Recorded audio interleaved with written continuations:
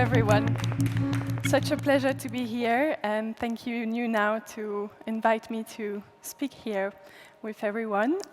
So before starting the presentation, I will briefly present myself. So I'm Noémie Soula, a French artist designer based in the UK still, and I'm deeply interested in the human body and its agency. From its biological constitution to its potential evolution, my project tends to revolve around the body we all have.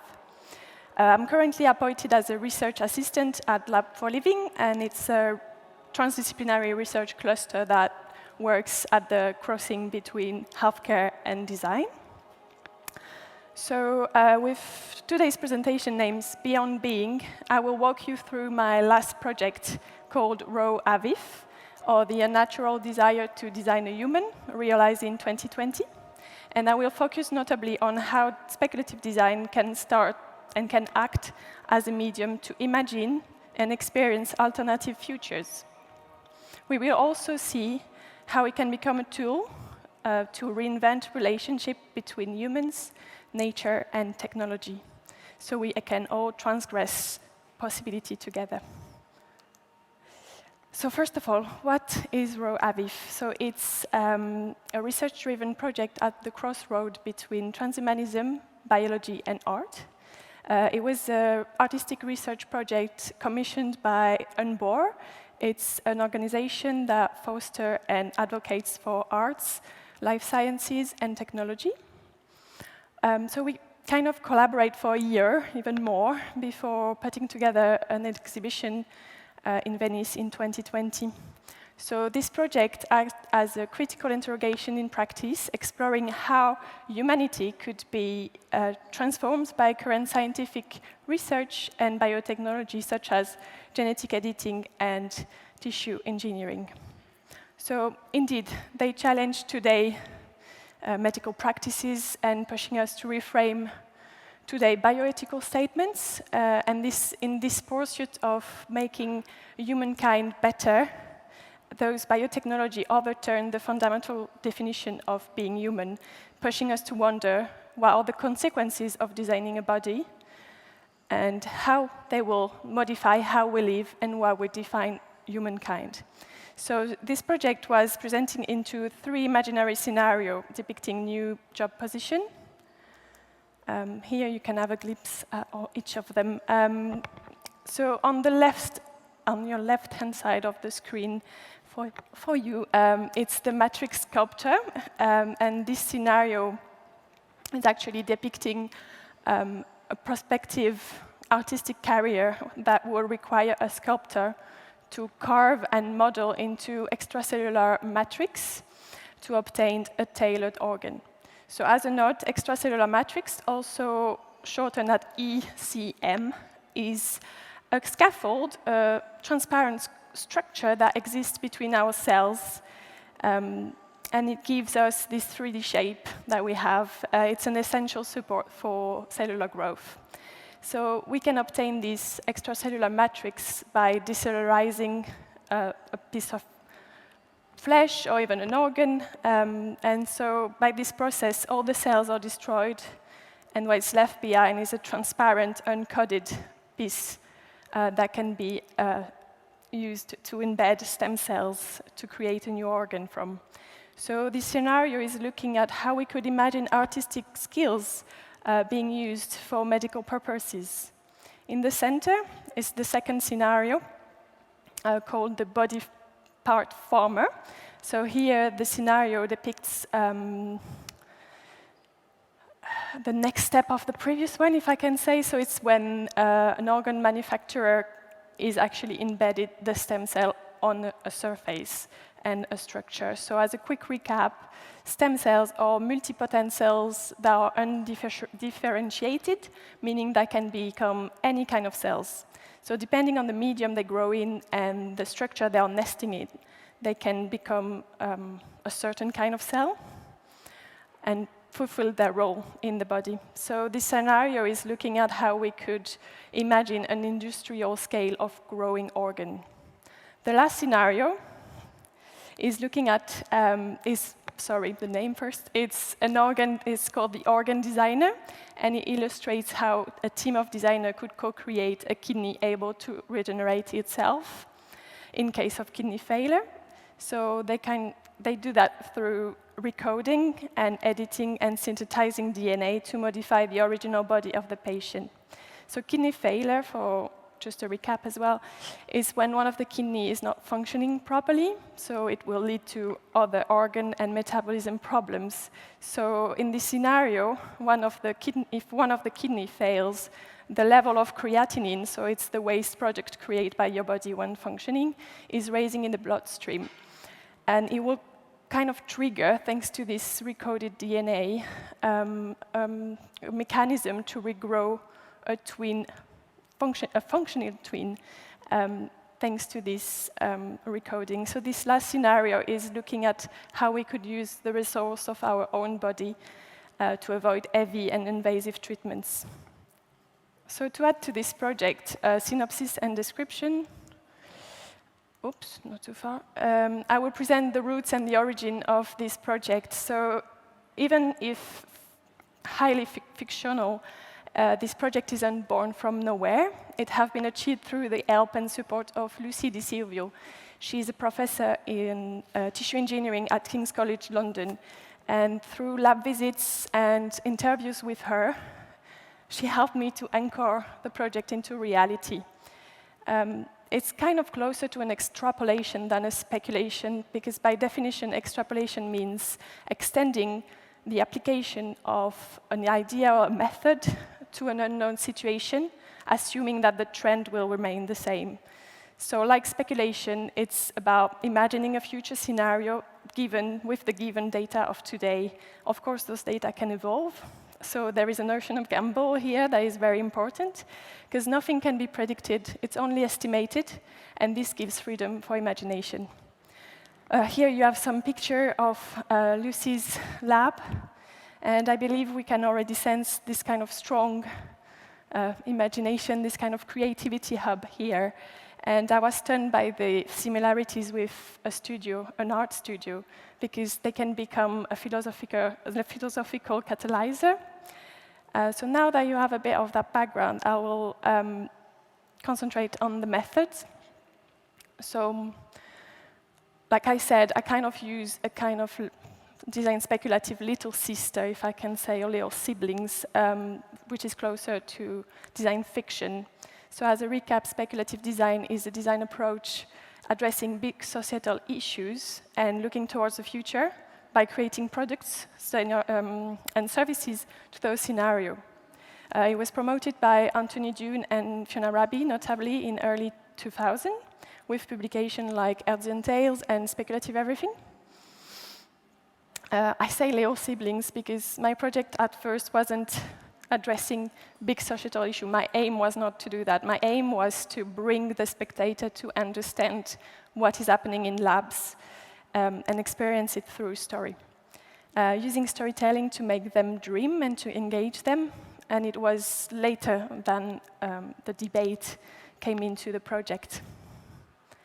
To cross over with the previous slide, the method is to draw from reality.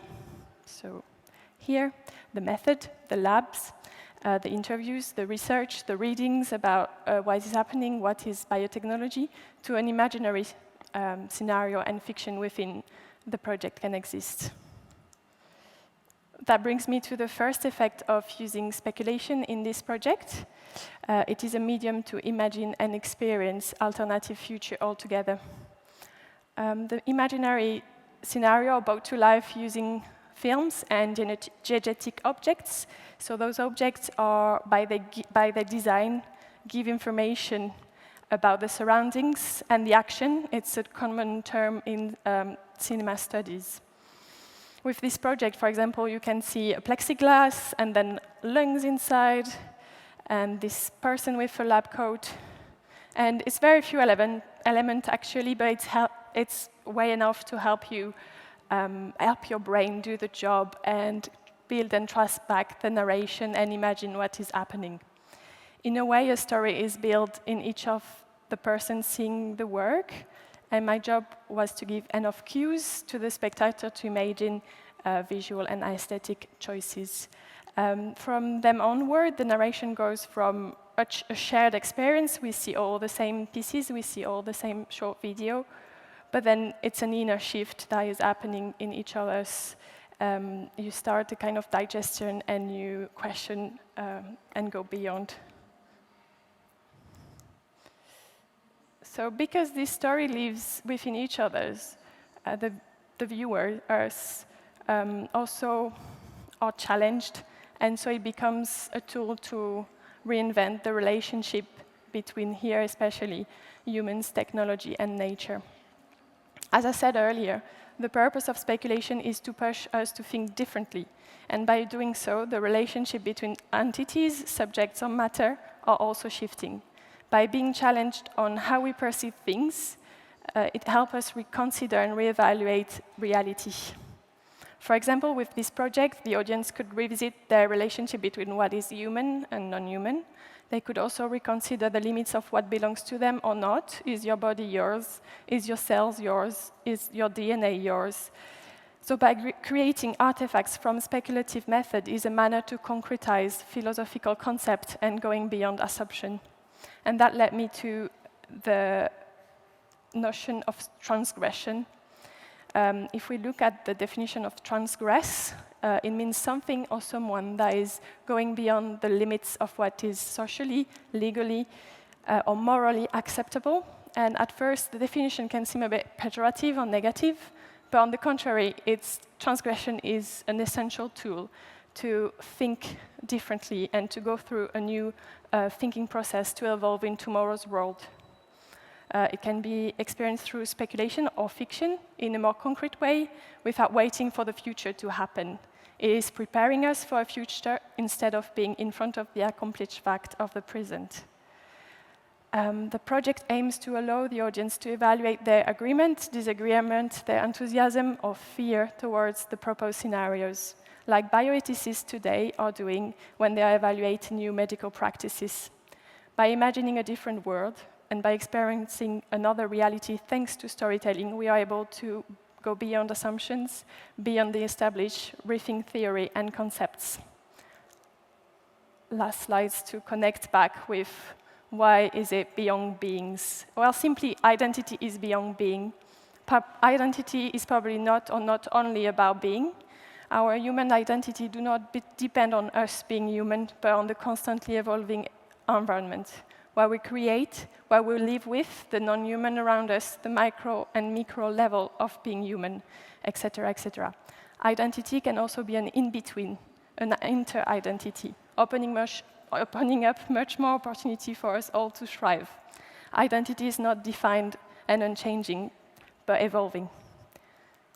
Thank you for listening. Thank you for being here.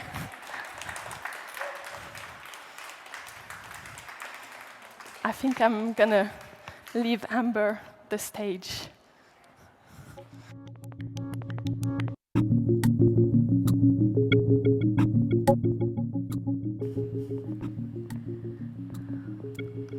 All right. So let me see if this is starting.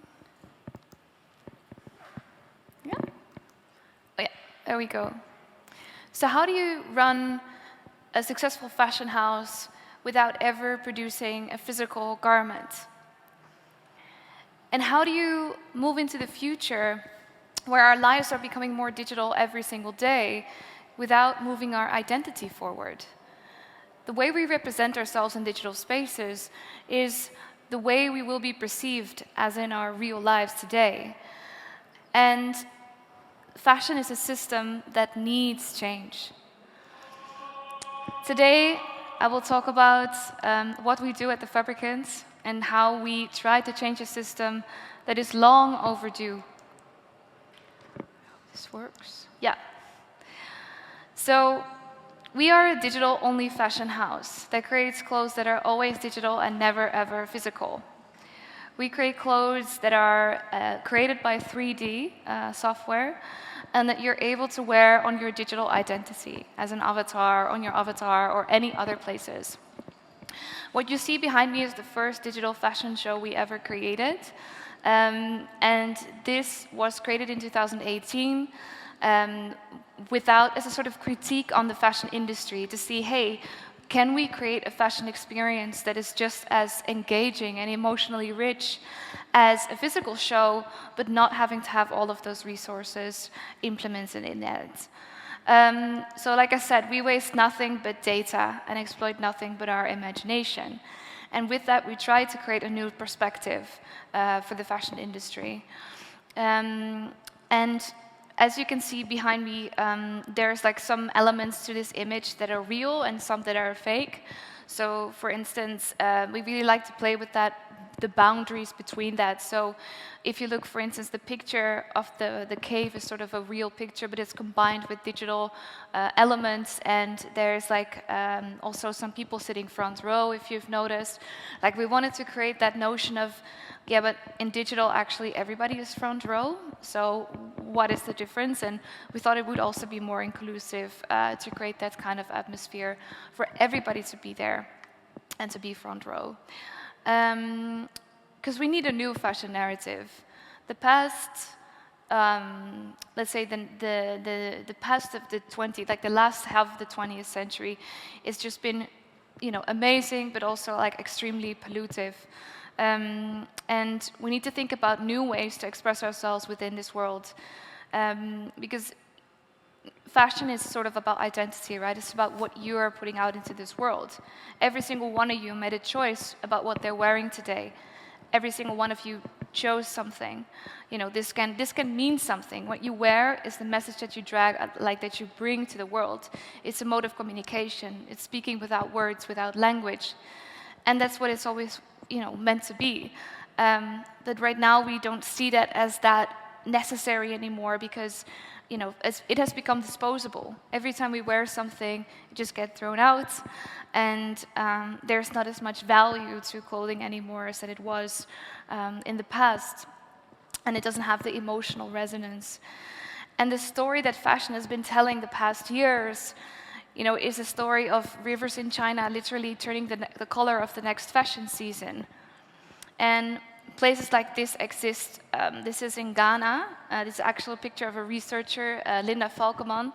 She placed a chip in a rag and then followed that all across the world to see where the textile waste in the Netherlands, from the Netherlands would end up, and apparently ends up here in Ghana on this huge pile of waste with clothing that just doesn't go anywhere. So as a young designer, I felt like this massive responsibility, right? Like, how on earth can I be a designer in this industry and add onto this pile of waste that is just getting bigger and bigger and bigger?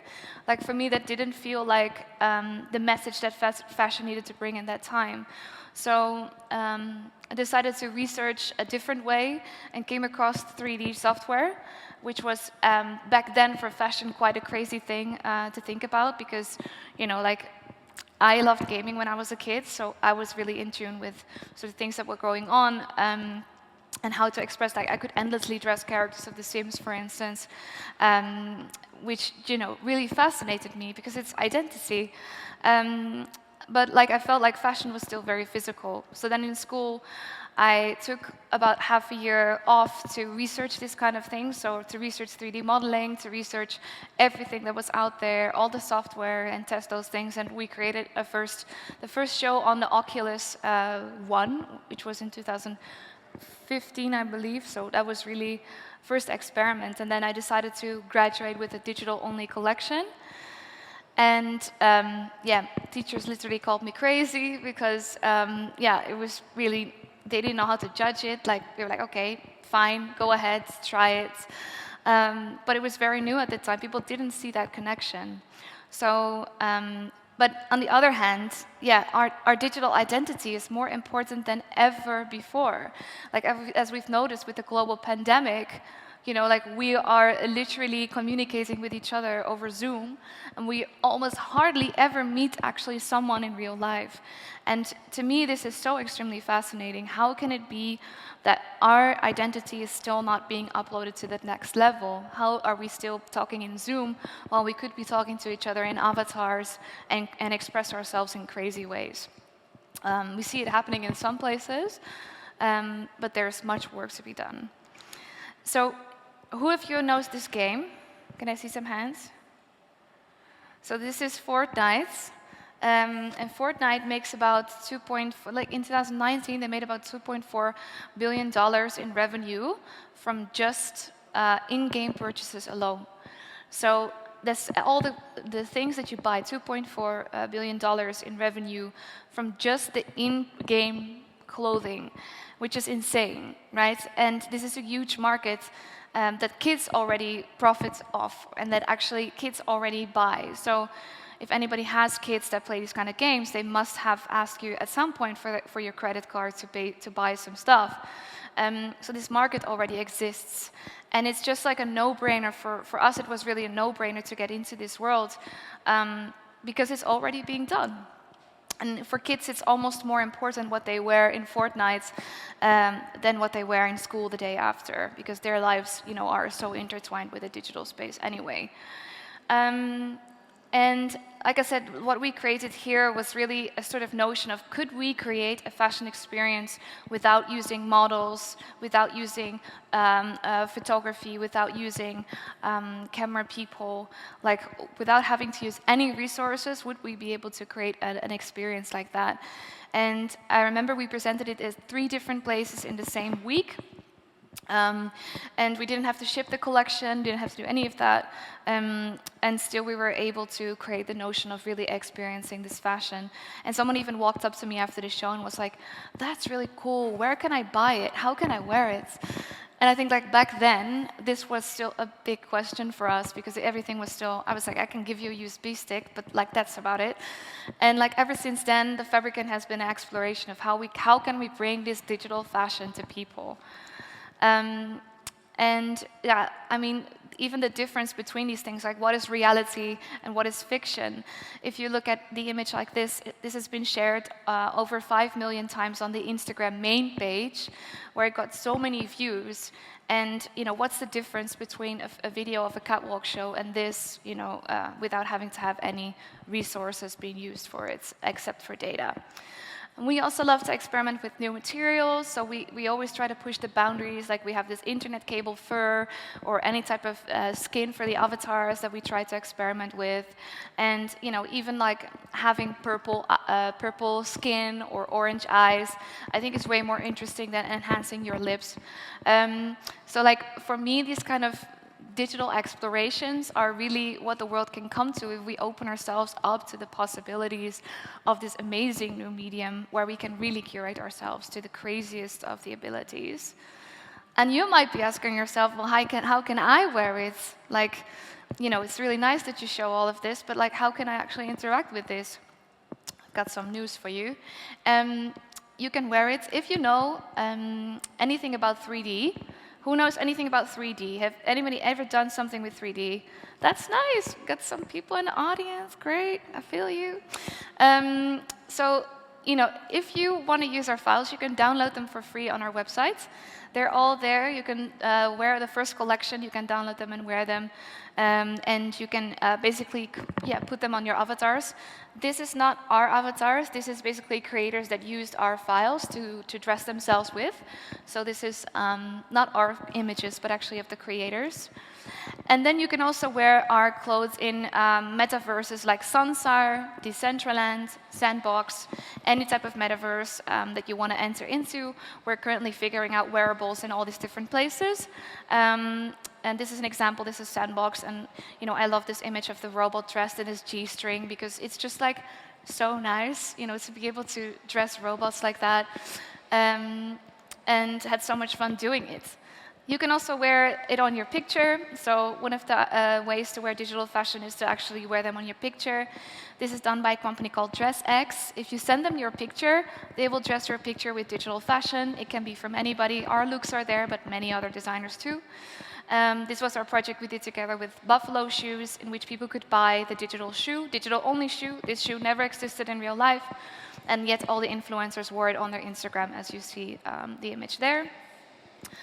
And then you can also wear Snapchat filters. So we're currently creating, with Snapchat lenses, we're creating Snapchat filters that everybody is able to wear.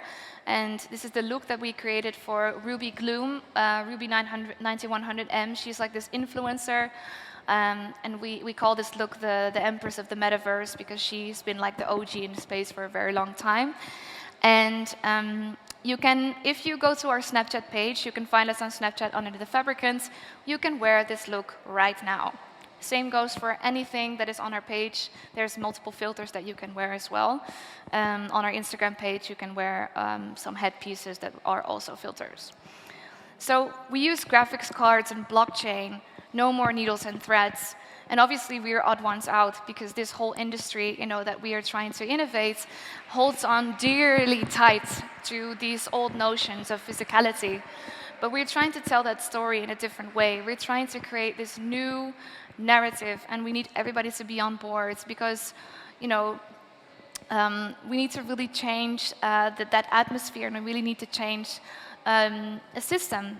One of the examples was where we used blockchain to enable this first NFT dress. So this is 2019, where we actually sold one of our dresses on an auction as an NFT. This was the first NFT of a garment that ever existed.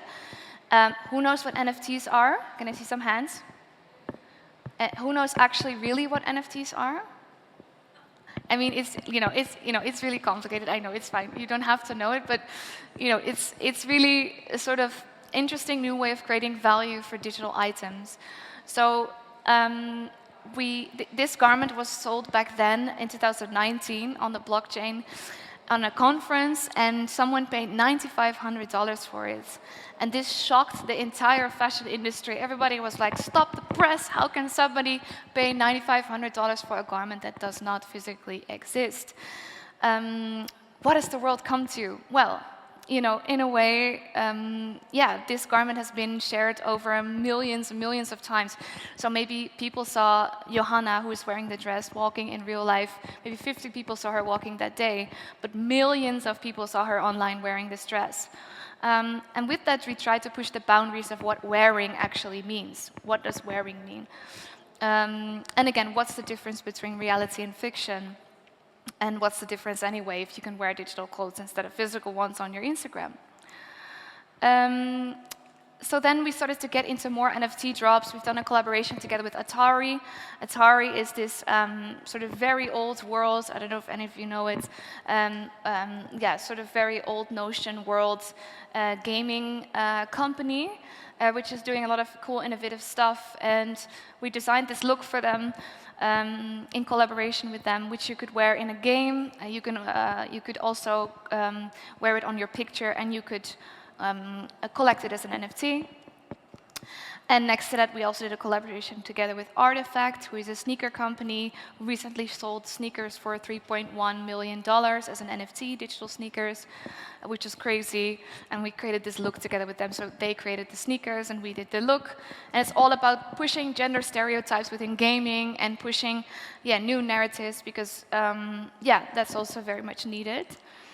And then this is a collaboration we did together with Pablo Vittar, who is a drag artist from Brazil, and she makes amazing music, and she's really forward-thinking. So together with Nico Panda, which is a very cool fashion label, we created these really, sort of extravagant-looking images. And you can still wear the filters. They're available on our Instagram, so you can wear those. And these were also like, it's really crazy, but this collection, for instance, was sold out within 9 minutes. And then this one was like also sold out within like 10 minutes. So it's like a really crazy world that we're entering in with this digital space. And this is a recent project we've done together with Vogue. Vogue Singapore has commissioned us to create the first NFT cover of Vogue that ever existed, first digital cover of Vogue that ever existed. So it just launched, I think, last month, and tomorrow will be the auction of this piece. So we were one of two. The other two was Chad Knight and Bayoff Design. They designed the other covers. So there's 2 digital covers for the September issue of Vogue. And that's massive to have like a massive platform like Vogue actually acknowledge digital fashion as being a thing. Like for me, that was really unthinkable, you know, even 3-4 years ago. But now actually these things are starting to happen. So let's hope that very soon the fashion industry will drop more into these spaces, because it's very much needed. And then one last thing I want to share with you guys is this experience that we've just built and our plan for the future. Because you might think like, you know, NFT drops, it's cool, but you know, what else can I do with it? And yeah, so what we're creating is we're trying to build a future where every single person can become a fashion designer. So if you want to have the tools and you want to create your own fashion line, we want to give you the platform to be able to design those things, co-collaborate, and basically design massive collections together. And this is an Unreal experience that we've built in Unreal Engine. It's real time, so nothing of this is rendered. It's all real time, which means it's sort of a game environment that you can walk through. And the idea is that, yeah, if you want to become a creator, you're able to send us your garments, you're able to sell that on the platform, and other people can bring in fabrics, and together you can create new NFTs, and those NFTs you can then wear in any place in the metaverse. So this can be from different games to any other outlets that you want to wear them in. So we want to provide the tools for everybody to become a creator. And that's what we're currently doing. We launched our first version very shortly ago, and again, season 1 will start in 2 months, I believe.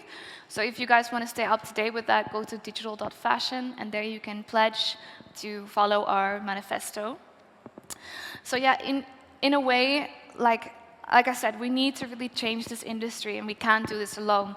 Every single person that wants to join us in this movement is welcome. We try to stay away, like we try to create this new world notion where everybody, you know, can share everything with each other, because it's way more productive than keeping everything to yourself, which is what the fashion industry has been doing for ages. So, you know, and to be honest, to continue the way that we're doing now in the fashion industry, to me, is way crazier than anybody ever called me. So yeah, fashion does not need to be physical to exist. Thank you very much, everybody.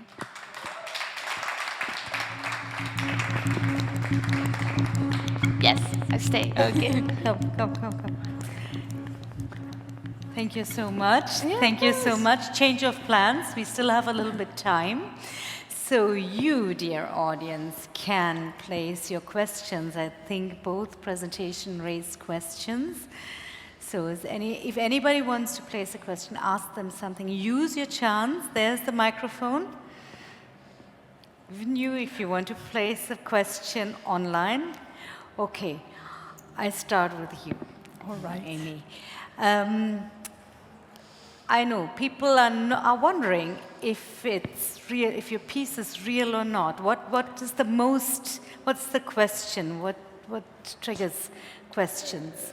Well, people are a bit uncomfortable with seeing the piece that looks like human organs, and they always wonder if there is real human organ in them. And I think there is this fascination, a bit horrific as well, this kind of realm where they're like, oh, is it real, is it not? And they're really intrigued by that. And I think it's also about this casting that I'm doing with silicon, and I'm playing with what is real and what is not. And it's very interesting how fiction is actually part of reality. And I think Amber, with her work with the digital realm, is similar. It's not fictional, it's also reality, but it's a fiction within the reality. So it's interesting how they can interlace each other. Yeah, it is, very much.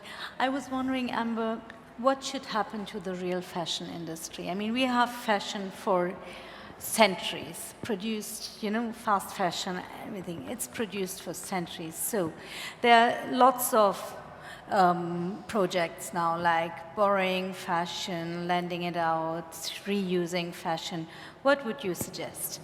I think the first thing to do is stop producing more clothes. Yes, very good. I think that's the first thing, that we should take into account. And also as a consumer, Yes. know that you can buy secondhand, know that you can, find your resources to find good places. If there's brands producing clothes, then it needs to be ethically sourced and ethically created. But even something like organic cotton is not good for the environment. You might think it is, but it's not. What about TV formats? I can't say the title, but there are lots of TV formats where people are buying stuff for very little money to show how good they are at designing their own wardrobe. What about that? Yeah, I mean, that's great. If you can upcycle, that's fantastic. No, but they're buying new stuff. So it's these are formats which are, actually motivating people to buy fast fashion. Yeah, I think this is really not good, and I think in a sense, even, the notion of needing to have more stuff, I think it's come from sort of this scarcity mindset where we think we don't have enough in this world. And it's just it's becoming more and more where we just need to hoard stuff and go somewhere with these big bags full of clothes. And it's yeah. And I'm this is not necessarily what's helping the planet. And to come back to this, I think fast fashion is only something from the past about 30 years, I would say. Before that, I think brands were more sustainable, and you wouldn't buy, so many clothes. You would just go shopping maybe once a year if you need new stuff. And you would repair the things that you still had. So this fast fashion notion, it's because we want to express ourselves differently every single day, but we can also do that digitally. So instead of taking away the fact that we can't express ourselves anymore, the idea would be that we can do that digitally. So in the physical world, we can dress ourselves very functionally. You can create your identity with clothes, or the identity you want to be. Yeah. So it's you wear this very comfortable thing, a very comfortable suit, that you can wear maybe one garment in your whole wardrobe, and then over that you would wear this layer of digital expression that you can change every single minute. You can swipe through your identities. If you feel underdressed, you can download a new outfit. All these things. We don't tend to think that way, but if you look at Spotify and how LPs went to Spotify, it's also this dematerialization. So you should work with fashion fashion design universities or education courses together. Yeah. Totally. Yeah. Okay. Yeah. So last question. Anybody else wants to ask a question? I look at you. I can't see them properly. Sometimes it works when I pressure audiences, but I can't see you. Okay. No, I don't want to put any pressure on you. It's just a chance. I would like to know, what motivates you? What is driving you to do your work? Well, I think both of you. Yeah, I think for me it started as a kid. The first question I asked my mom is, "Why are we alive? Why I have this body?" And then from then it's just this constant questioning of going deeper and in a smaller scale as well. Where are we exactly? Where are we coming from and where are we going? And really rooted into biology and into expression and so as well art. So that's the fuel, the origin of the work. But very authentic and very passionate. Amber. Yeah, I think, like I said, for me, I just didn't think that things could continue the way they did. Yeah. And also, I've always been obsessed and fascinated with technology. For me, it was always a guiding line. I've known how to use computers since I was very young, experimenting with things like Photoshop and Illustrator and trying to really push the boundaries. And I remember when I got this digital technology and I could endlessly create, I just felt like this was the way to go. And this is the message that I wanted to bring out to the world. Yeah. I think you dropped the message very well. Thank you. Thank you very much, both of you. Thank you. Thank you all for listening.